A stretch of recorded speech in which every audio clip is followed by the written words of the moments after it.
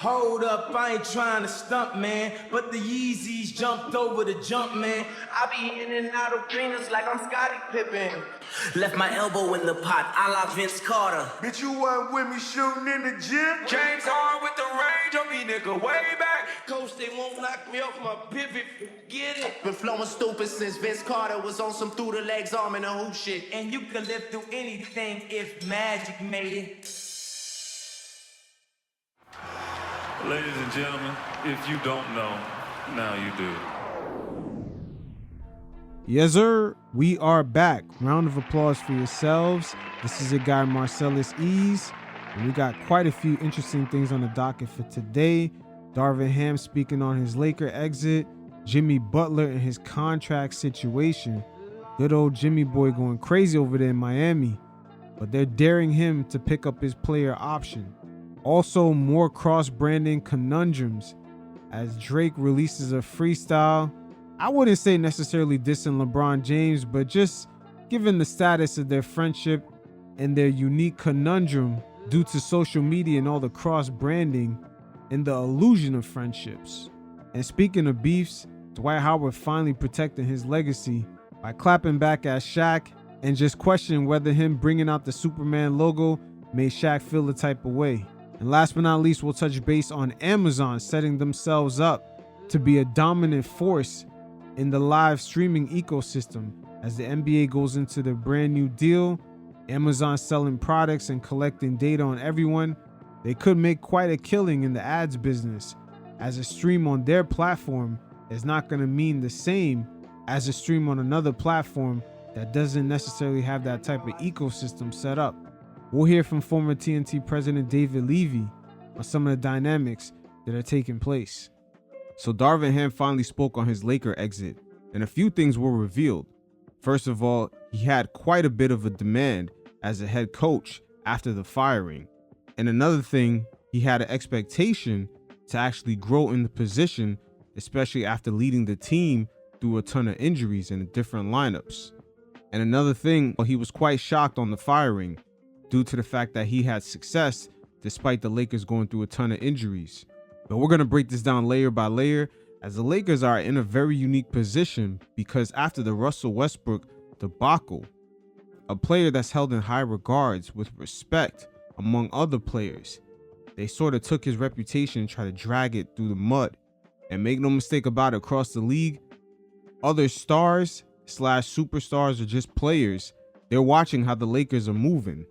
And in a way, it's sullying the Lakers' reputation because we all know LeBron James is running the show. But if other stars tend to join, their names and reputation may get dragged through the mud. But before we hear from Darvin Ham, let's hear what Patrick Beverley had to say when he ran into Darvin Ham during the Vegas Summer League. I'm playing my game back around, getting smoked. Yeah. My ass bent over wrong. You see me. They taking turns on me. You was losing. Right? You was losing. Losing like a motherfucker. No, you were ping-ponging from table to table. You said, I go over here. I think they was calling me. I think they was There calling you me. go Bring to his this ass over table. here. Lose. You better go back to this table. And mind you, and I just got done securing a bag upstairs from Israeli team. I mean, this is happening while we was in Summer League Vegas. I see Coach Ham walk past. Mind you, I ain't seen Coach Ham on a personal level since I left Lakers. Right. See Coach Ham. Coach Ham come up to me. What up? I don't even know his move. I'm just, what up? Can I get 5 minutes? I'm like, oh shit, okay. What up, Ham? What up? I just want to let you know, Pat, I apologize. Like, oh shit. Fuck. You know, as a coach, never supposed to apologize. Motherfucking decisions you make is decisions you make. Why? Because you the motherfucking coach. Right. Apologize, Pat. You was right. You was right. What were you right about? Need to practice more. Fuck that. We need to do more. Need to do more. Can't just win off talent. Need to do more. Fuck that. Fuck that. We need to do more. Fuck it. We need to rap it. Gotta rap it. Need to rap it. Motherfucking confused. Rap it. We don't have really time to practice. Our schedule. Fuck that, coach. Film it. Rap it. There's ways you can rap it. Walk through it. Everybody's shoes untied. And you were suggesting that, and he was. No, it wasn't. He just had a lot. He had a lot on his plate. Yeah. First year coach. He's coming from the East. He trying to balance. You got Russ. You got AD. You got Bron. You got fucking LeBron James. Like you got the fucking LA Lakers. Like, god damn, I dream about playing for Lakers. Now I'm the fucking coach. Like, you feel me? Like, He was assistant coach there. Like, it's a lot going on fast. Right. So you ain't gonna listen to Pat Bev, not at that time. You know, come on, Pat, you talk your shit again. Oh, fuck that coach, we confused. Don't nobody know nothing. Rep it. Yeah. And then fast forward, and you was right. If you don't rep it, your ass will be out. And sure enough, Feel me? So 2 years. But for me, because I want to be a coach, and I understand it's hard to apologize. As a coach, motherfucker, I ran the play at the end of the game. I'm not apologize. That's the play I thought I ran. Fuck it, we were wrong. On to the next one. That's the coaching mentality you're supposed to have. So for him to even say that, and you know, him to even say that, it was like, damn. And then he hit me at the end, was like, yeah, man, you got Russ' number? I want to reach out to him too. I damn. Yeah. Really? Gangster. So shout out to Coach Ham. And then what, you just got back to losing at Baccarat? So right there, Pat Bev gives great insight to some of the dynamics that are playing out with the Lakers, and Darvin Ham asking him about Russell Westbrook, a player whose name got dragged through the mud. It seems like he was trying to get an apology out of Westbrook, trying to get his contact information. But the commonality in LA is LeBron James being there. Throughout his career, we've seen coaches make the NBA Finals and eventually get fired a year later. David Blatt in Cleveland. We've seen Frank Vogel in his second year after winning a championship, going through 40 different starting lineups and just a ton of injuries, get fired. And now, of course, in a very similar situation, Darvin Ham goes through the same thing. But Coach Ham sat down with Mark Spears, and this is what he had to say upon his Laker exit. You guys check it out. To do as well as I did, I swear to God, anywhere else, I'm probably looking at an extension with what I did. I'm not talking about feelings. I'm talking actual facts. They go from not making it to the playoffs to the Final Four in the NBA, the conference finals. And then you win the in-season tournament, navigate through all the injuries, and win both of your play-in games to get to the playoffs. People always talk about us losing to Denver, but they never talk about how we got to Denver. We beat a kick-ass young squad in Memphis, and we beat Golden State. Now, to be fair, they was going through a ton of chaos, but to accomplish and beat those teams, even though Ja Morant had a few distractions with his Instagram posting and all the gun incidents that season, so Memphis really wasn't on point. And also the Golden State Warriors getting through a 7-game series with the Sacramento Kings, they were on the downhill. So the Western Conference in that year's playoffs was kind of weak, but still for the Lakers to get to the Western Conference Finals, it was still a feat in itself. And he had more to say about his Laker exit, of how he thought he solidified his position and just created the breathing room to grow in that spot. I'm not a mudslinger, and I'm not going to wait until I'm 51 to become one. You feel like you did enough to sustain in one spot. I felt like I did that. I get it. The franchise I'm working for, the expectations can be unrealistic at certain points in time. To be 33 to 49 when I was hired, with an unbalanced roster, turn that around, make it to the Western Conference Finals. The very next year, we were a +10 in wins, going from 33 to 49 to 43 to 39. And guys got paid on my watch. It went from a lot of unknown scenarios to I think we have a little bit of a core. And then we got hit with the injury bug like crazy last season. We might have been top 5 in games lost to injury. It's being reported like I'm just throwing some lineups up against the wall to see what sticks. No man, we were really navigating a lot, from guys being hurt to having the oldest player in the league to navigating ADs. Injury history. It was a lot. Some of the shit that was coming out, wow, bro, I don't know X's and O's. I was winging it. Dude, that was the most disappointing stuff. How mean and so much stuff people are saying online. The best thing I could do was block out the outside noise. I haven't talked to anybody, Ham said. When we played the Lakers in the preseason, I said hello to a couple of guys. Jackson Hayes, Cam Reddish, D'Angelo Russell, Gabe Vincent. But not really, man. LeBron ran past the bench and we had a little bit of small talk. There is no ill will for me. Their situation is what it is. Now, once again, Darvin Ham is in a balancing act because he really can't say too much about the league's figurehead, LeBron James. That is the moneymaker for the NBA, and he has been the common denominator in this whole situation. All these head coaches getting fired, especially after making NBA final appearances or even winning a championship. But the way the NBA media was talking about him last season, as if he didn't know the X's and O's, they made it seem like he was just tossing out a bunch of random lineups. We don't hear this kind of talk this season with JJ Redick being there, and the Lakers still seeing the same results, minus the injuries. But this is where the Laker organization should come in at. They show a lot of support for JJ Redick, but we really haven't seen the same type of backing for Darvin Ham when he was there. And that's why I said the Lakers right now, they're fighting a few things at the same time. Them trying to find their positioning in this post-Kobe Bryant era as being a competitive franchise that still have those championship expectations year in, year out. That transition has not been smooth ever since Kobe got his Achilles injury. We've seen players like LaMarcus Aldridge say, he didn't want to go to LA. They're not serious about winning. We've seen Paul George, Kawhi Leonard, Klay Thompson, numerous free agents actually make a pivot and not choose LA as their free agent destination. And in this current landscape with so many outlets for coaches as well as players to get their narratives out, the Lakers are navigating an interesting landscape because they have dragged Russell Westbrook's reputation almost into the ground. And just seeing Darvin Ham have a lot of interesting suitors after he was fired from the Lakers. He chose to take a break for a year, but he could have instantly got a job in the NBA right after that. His phone was definitely ringing, but these are definitely interesting times in LA as the roster moves look very similar this season as to when Darvin Ham was the coach, but the support around JJ Redick is a lot different. But we'll see. It seems like chaos has been a thing in LA for a good minute now, ever since Magic Johnson stepped down from being the president of basketball operations. Lakers got to be careful. They're slowly becoming the Dallas Cowboys of the NBA. And that's very far from the championship aura that Dr. Buss had created for this franchise.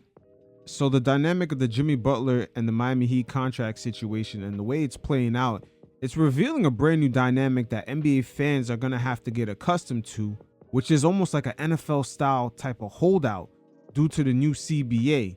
There's always going to be a contract situation that's going to cause a player to almost be at odds with his franchise while he's still playing there. And this is going to be very unique because we've never seen productive players in the NBA go through this.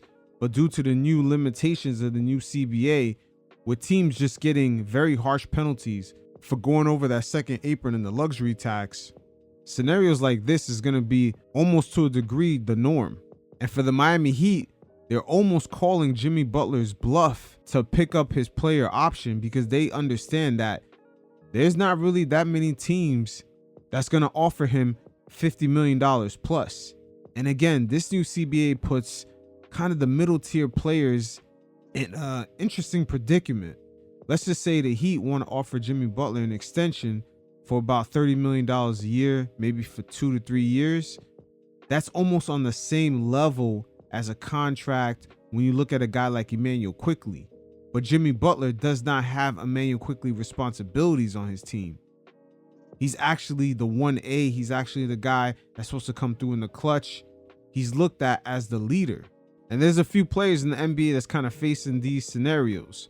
We see Julius Randle out in Minnesota. He's due for an extension as being the second option. Same thing for a guy like Brandon Ingram. And I would say an ideal number those guys are probably looking for is $40 million or $43 million plus per season, which puts them a pay grade ahead of a guy like Emmanuel Quickley or guys on that tier that are kind of like players who had a breakout season, but not necessarily the responsibility. And this is where the new CBA gets kind of tricky because it's clearly obvious guys like Jason Tatum, Jaylen Brown, Luka Doncic, you break the bank for those type of players, $60 million plus, no questions asked, they're going to get their extensions. But again, it's that middle tier where we see a huge gray area.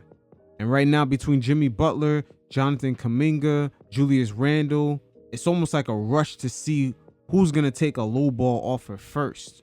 But we're going to hear from Jimmy Butler directly on what he had to say. But first, I want to start off with Pat Riley during the summertime, as he was asked questions about Jimmy Butler's extension, and he instantly took a position of power instead of desperation that sometimes we see other NBA teams display with their franchise star. They sometimes take the position as, oh my God, we don't want to lose you.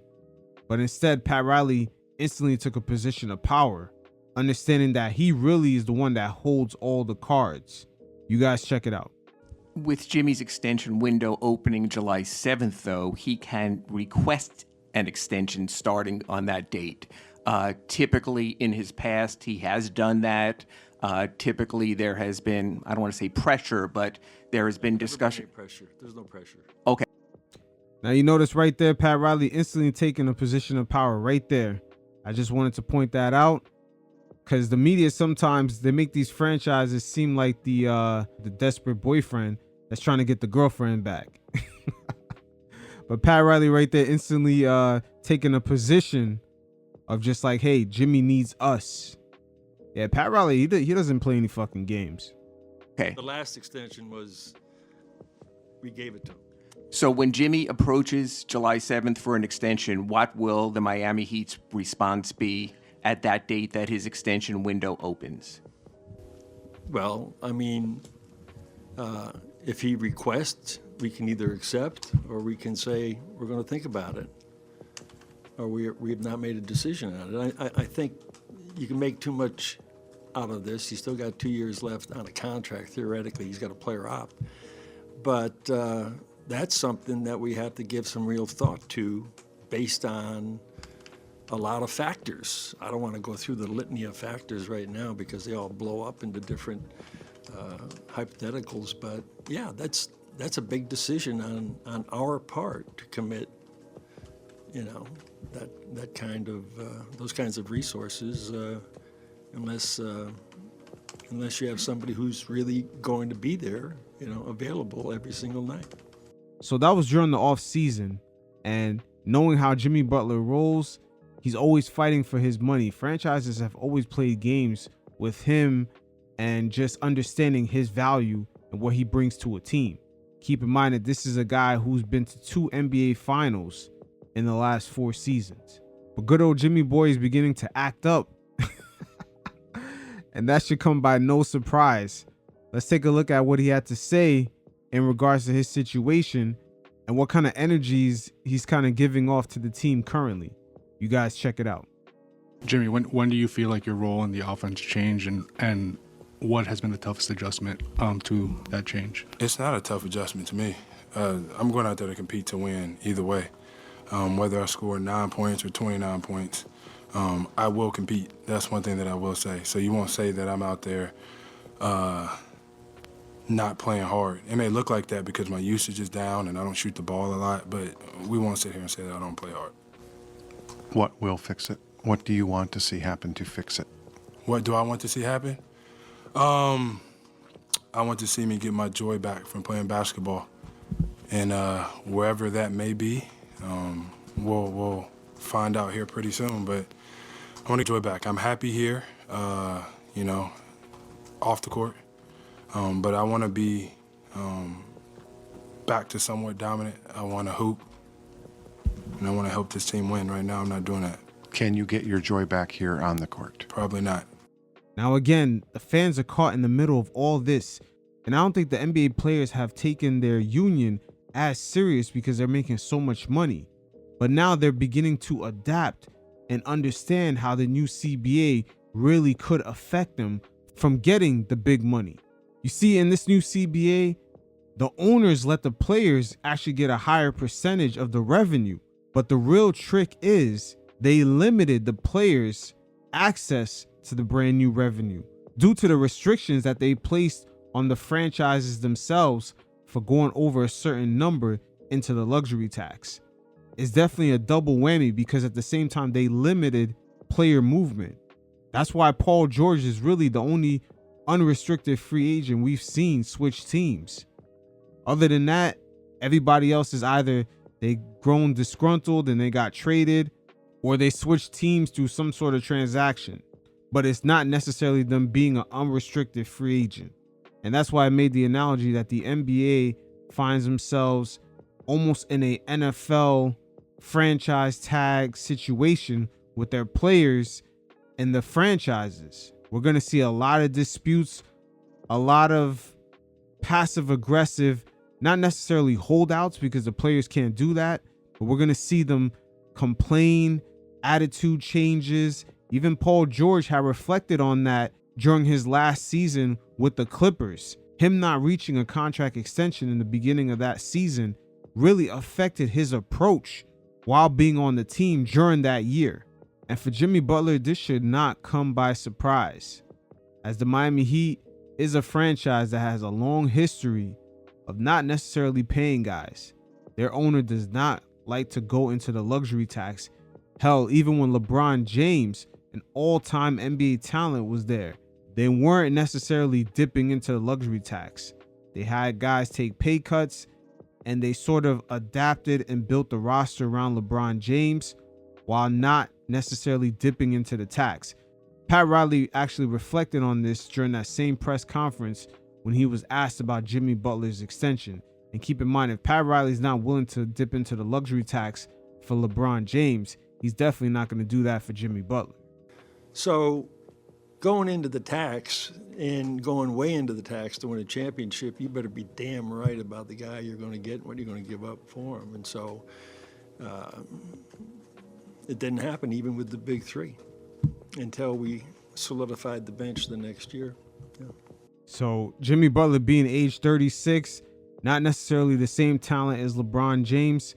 Pat Riley letting you know that he doesn't really dip into that tax unless it's a sure thing. And he took a season or two to do that with LeBron James, an all-time NBA talent. But again, the most important takeaway is that the players, we're seeing them in real time adjust to how these new CBA rules actually limit them, especially the middle tier players, the ones that are not Luka, the ones that are not Tatum, not on that status level that's going to get the $80 million to $60 million plus contract. The guys that are like a tier underneath that, it's going to be hard to justify their $40, $45 million, $50 million price tag if they're not necessarily going to bring those franchises past a certain level. Julius Randle, Jonathan Kuminga, Brandon Ingram, all going through that same situation.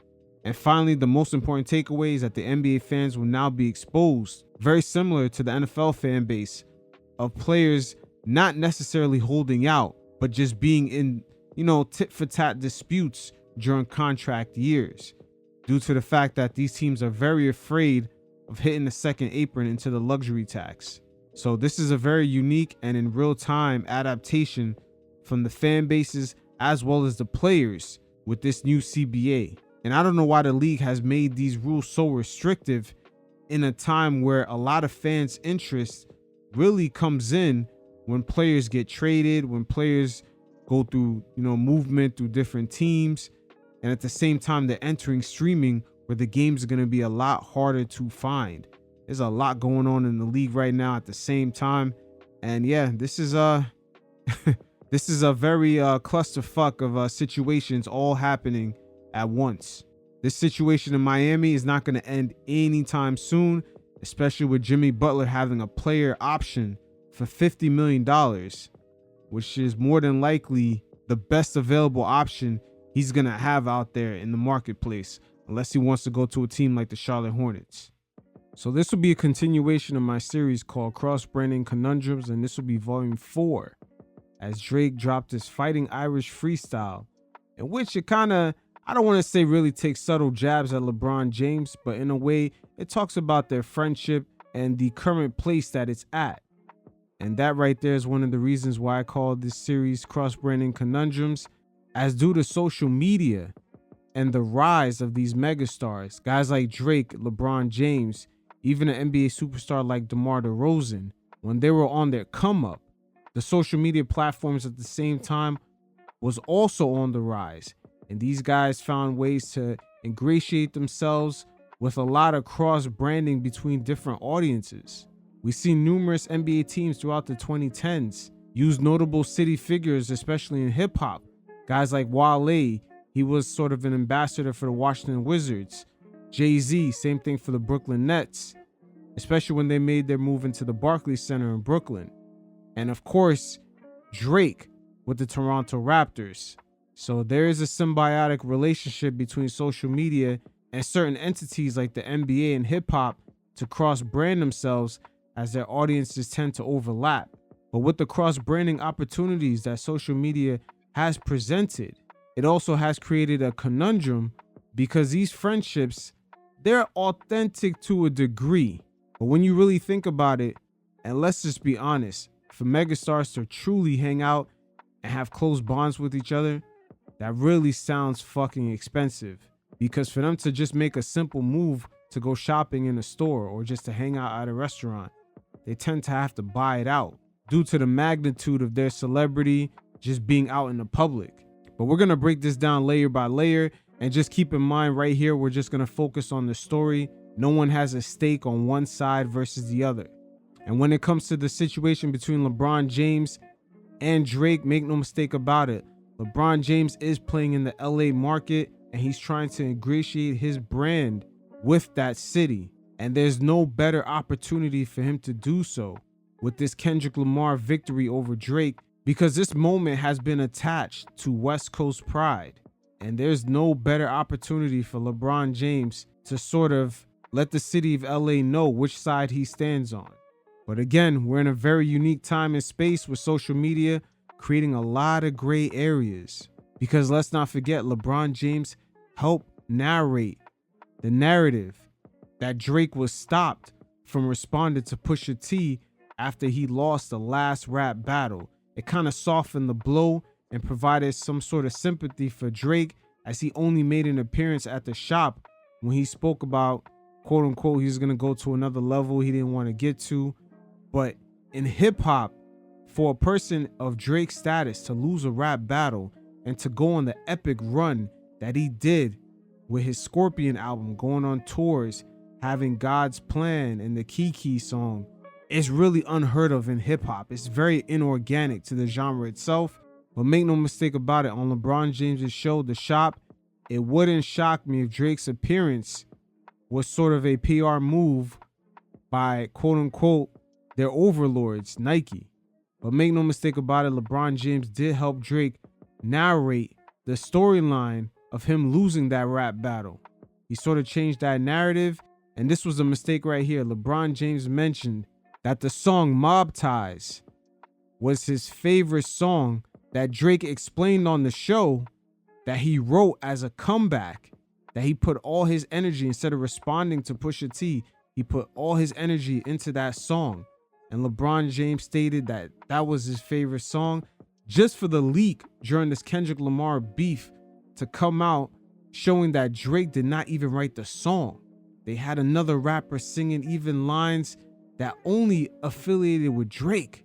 LeBron James, being the hip hop head that he is, he understands that Drake completely lost and fumbled that situation, and somehow his name and his brand has been attached to it, drawing a false narrative, and kind of went out of his way to let it be known that that Kendrick Lamar Not Like Us song was one of his top tracks on his playlist, especially during those Olympics.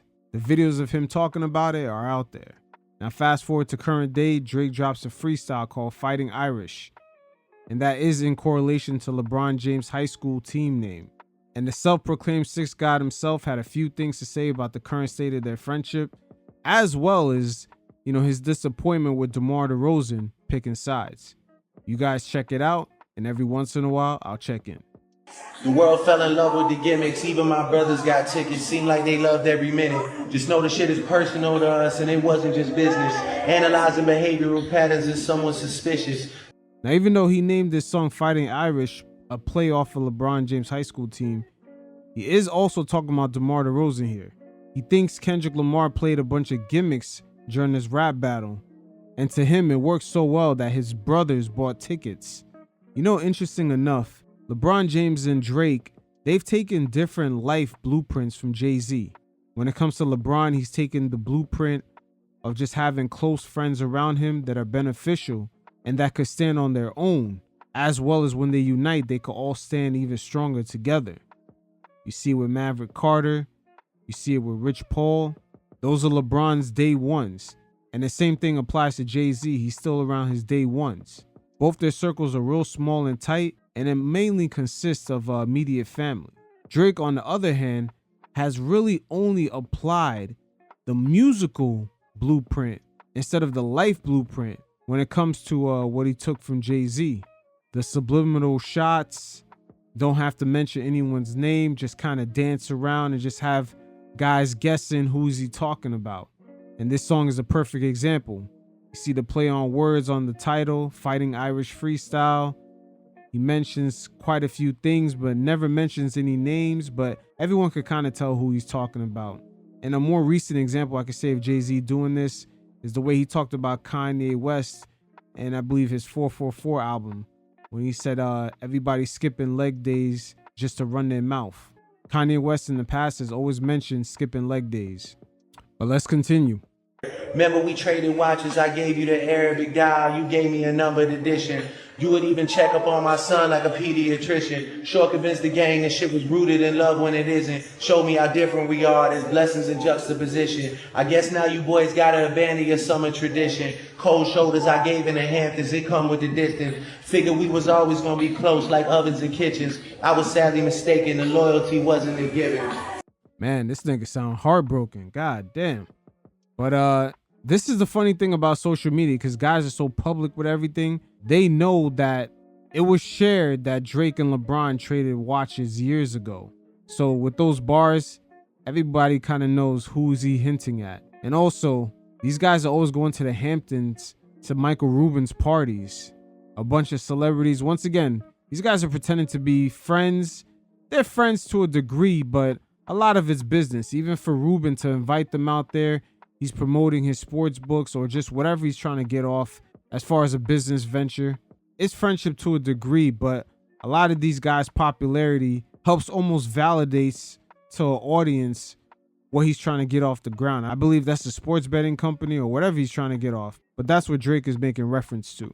And niggas cry the blues for you saying it wasn't malicious. Talking about we family, well I'm not the cousin to visit. God forbid we ever gotta tarnish your public image. All that brother talk as if I really discovered a sibling. 6 degrees, my memories retrieving our humble beginnings. Niggas wanted trouble, grabbed a shovel and dug us some ditches. Cover my body in dirt, but that wasn't me. That was a body double and we've done dozens of switches. Niggas tried to light the front gate up, it wasn't for Christmas. Now that last bar is kind of deadly right there. Cover my body in dirt, but that wasn't me. That was a body double. And we've done dozens of switches. So what is Drake trying to say there? LeBron got dirt on him? Drake's not the only one? Yo, again, man, these guys, yo, cross-branding conundrums, I'm telling you. These fake relationships, oh, they're slowly getting exposed. And I don't blame LeBron James for hopping on the Kendrick wave because, again, he's trying to ingratiate himself in LA. He remembers when he first showed up over there how some of the fan base kind of felt away as they didn't want him as a Kobe Bryant replacement. Someone even went out of their way to kind of mess up his mural somewhere downtown, I believe. So when Kendrick Lamar had that pop out and LeBron was out there dancing, acting like, you know, he was crip walking on Crenshaw, that was his way of kind of ingratiating his brand with the city. Make no mistake about it. He doesn't want to be on the losing side again, trying to narrate a false history when it comes to Drake. I mean, that shit that happened at the shop during that Pusha T battle was embarrassing when that Mob Ties reference track leaked out. And you could hear Vori, who's the rapper that basically invented the whole flow of that song, was even rapping about having mob ties when he really doesn't. You can tell that he wrote that song for Drake. But these are definitely interesting times. I wonder what Adam Silver is going to have to say about this, especially with Drake going to the Raptors game, grilling DeMar DeRozan. He is, after all, one of them for the Toronto Raptors. He's one of those guys that kind of lifted the city up and kind of brought the Raptors into prominence. So some people in the building might feel a kind of way that they made DeMar DeRozan uncomfortable when he's returned home. Because just like Vince Carter, when everything is all said and done, that organization is going to welcome him back with open arms. And when it comes to this Nike bromance between LeBron James and Drake, make no mistake about it, it's been rocky for a while. Because check out this track that Drake had, and it's said to be a diss for Kanye, but he left it so open-ended. It could also mean LeBron James. And this is another Jay-Z tactic. You guys check it out. The city don't love you like that and they frying you up. I can't wait for the day that you choose to retire your stuff. Taking off the sneakers cause you tired of tying them up. That one day you wake up and tell them enough is enough. That's when you gonna find out you not Kobe Bryant to us. Hey, you not Kobe Bryant to us at all. That is an ultimate Jay-Z tactic right there. So he was taking shots at Kanye West, but he left it so wide open. So wide open that it could be interpreted also for LeBron James. The retirement, you're not Kobe Bryant to us. He also mentions the city of LA. Any kind of rift between a friendship or just two people, it just doesn't happen in one day. It slowly builds up. And these two Nike blood brothers, things have been building up for a while, but LeBron James, he's only loyal to his inner circle, just like Jay-Z. So that's Mav Carter, Rich Paul, his wife, his kids. Same thing for Jay-Z. His loyalty is to his boy Tata, his day ones, his wife, Beyonce, and his children. Those guys are not going to get tattoos of other men on them. So it is what it is. Once again, we're only here for the storyline. There is no Team Drake. There is no Team Kendrick or Team LeBron. It just is what it is. This is very interesting to see how these dynamics play out with social media creating such a gray area. So with the national sports media putting the NBA ratings into the spotlight, especially going into streaming, we got to ask ourselves, with some of these new players like Amazon, will their ratings even matter? The league does draw a younger demographic that the NFL does not have. They also have plenty of inventory to last about 6 months. And with live sports being integrated into streaming, how much is a stream really worth to a company like Amazon when they're really data collecting, and they'll also have access to a newer and younger demographic base to sell products to? A stream to them will be worth way more than the same stream will be to ESPN, who do not have that ecosystem. In a way, Amazon is possibly setting themselves up to dominate live sports streaming if they can get their in-house ad system right. But right here in this segment, we're going to hear from former TNT president David Levy on some of the dynamics that could possibly play out with Amazon in the streaming world.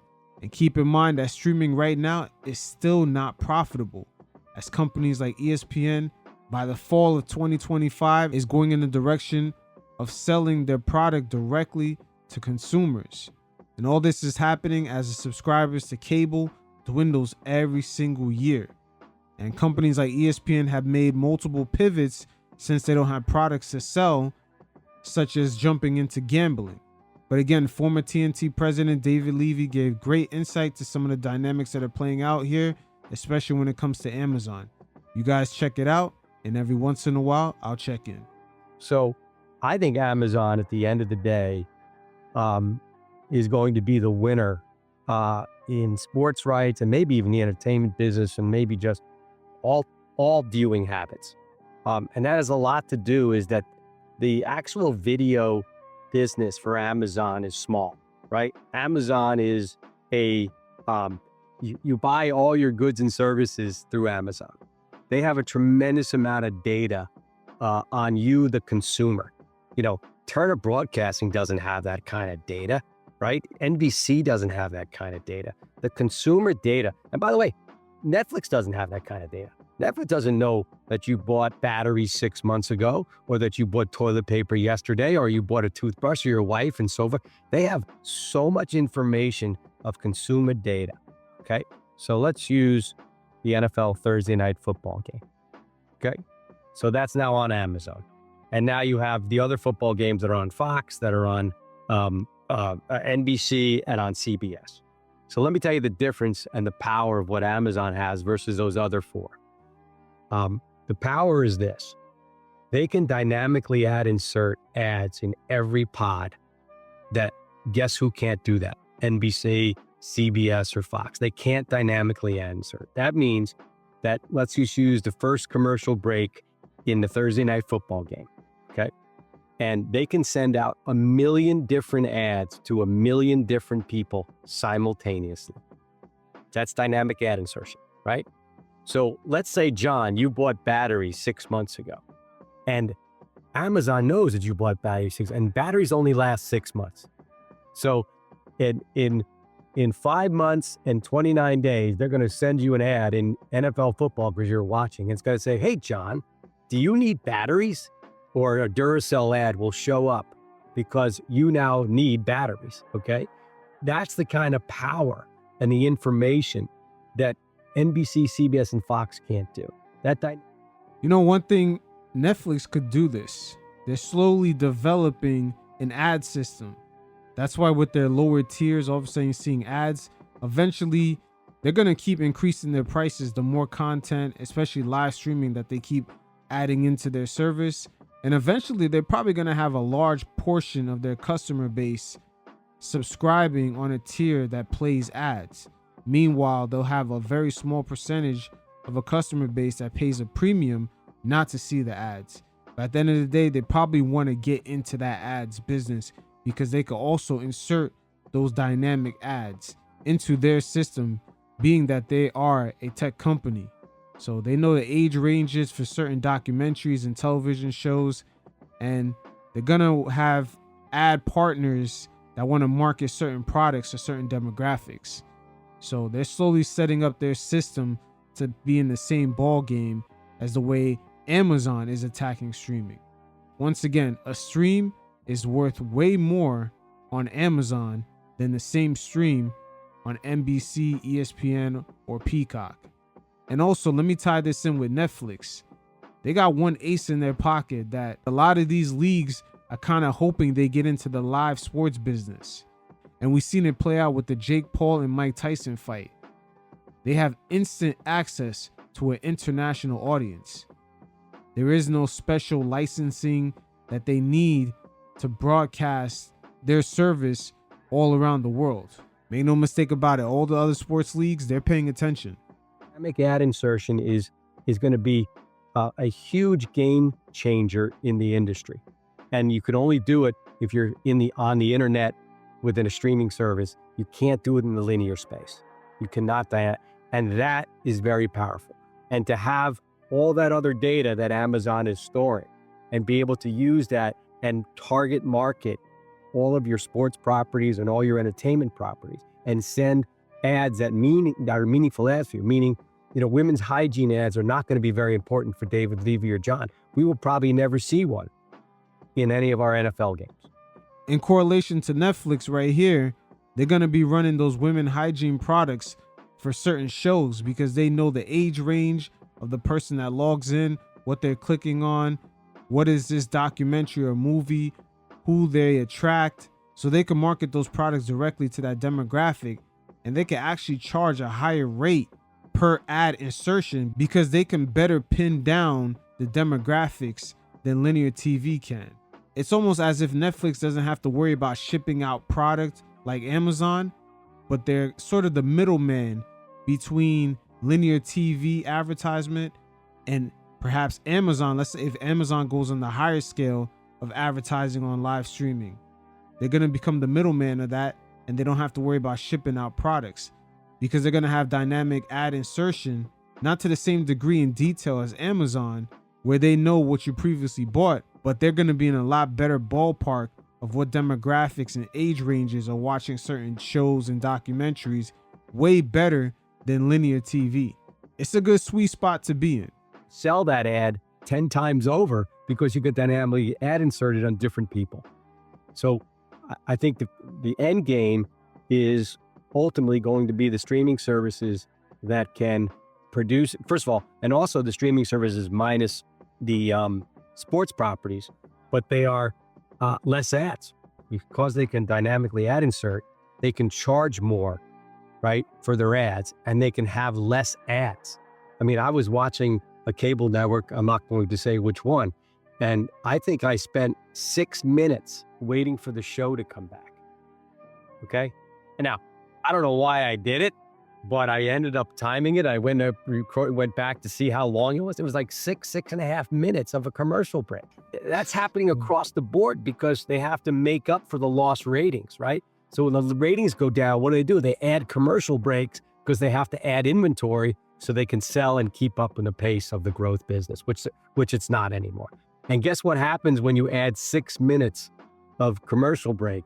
People leave, right? And that means the ratings continue to go down. So you're not actually providing a good consumer experience while you're trying to maintain your profits. It's almost as if linear TV is double trapped. The subscription cost keeps going up, while at the same time the networks are starting to open up their own streaming services. And players like Amazon and Netflix, they're going to have the ability to show less ads because it's going to be more directly targeted to the exact demographic. And they're going to have the ability to show visual ads, maybe when you're navigating through their menus. So there's more flexibility for them to generate more revenue, whether it be a visual ad or a dynamic insertion ad. Definitely interesting times. Unfortunate for the sports leagues like the NFL, the NBA, they're not going to have access to this data. They're not really going to know how much these companies are making. And to a degree, when it comes to the analytics, I'm wondering in their brand new contracts, do they have access to that data? Because companies like Netflix for sure do not share that information. But it is what it is. ESPN is going to be launching their brand new app in the fall of 2025, and the landscape is changing very fast, as well as the flow and the money. But that's all I have for today. You guys definitely hit up the description and link below. Check out the mailbag. Hit me up with any questions you have. And until next time, you fellas stay safe. Peace.